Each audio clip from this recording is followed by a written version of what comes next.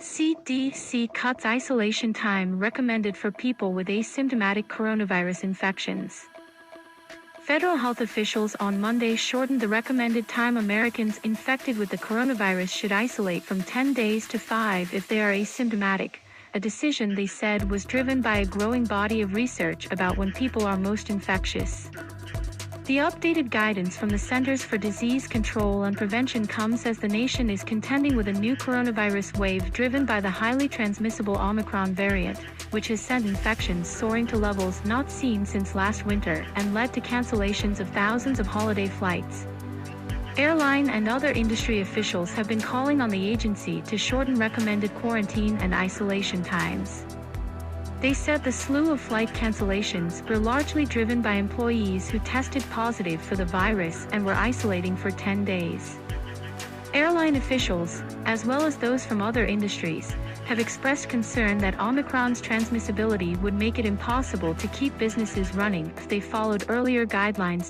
As part of its update, the CDC also cut the recommended quarantine time to 5 days for those exposed to the coronavirus who are not yet boosted. It recommended such people wear masks around others for an additional 5 days.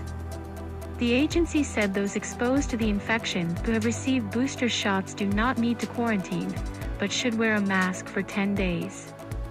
These updates ensure people can safely continue their daily lives, CDC Director Rochelle Walensky said in a statement. The Omicron variant is spreading quickly and has the potential to impact all facets of our society. CDC's updated recommendations for isolation and quarantine balance, but we know about the spread of the virus and the protection provided by vaccination and booster doses.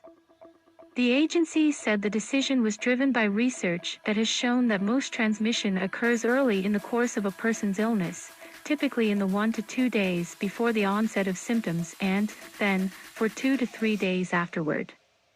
Health officials also recommended that those exposed get tested 5 days after their exposure.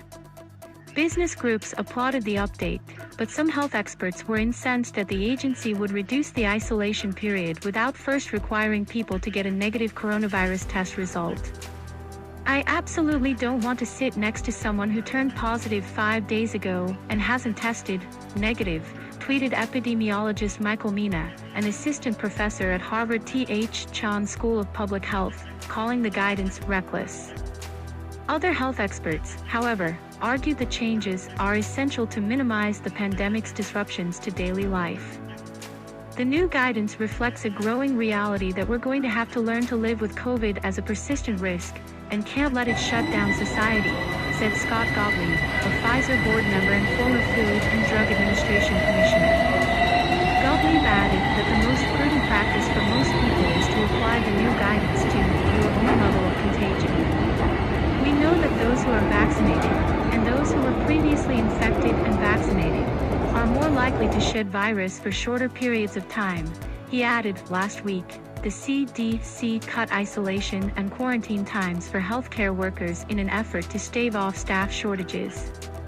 That guidance said that healthcare officials with asymptomatic infections could return to work after 7 days, and said isolation times could be shortened further if there are staffing shortages.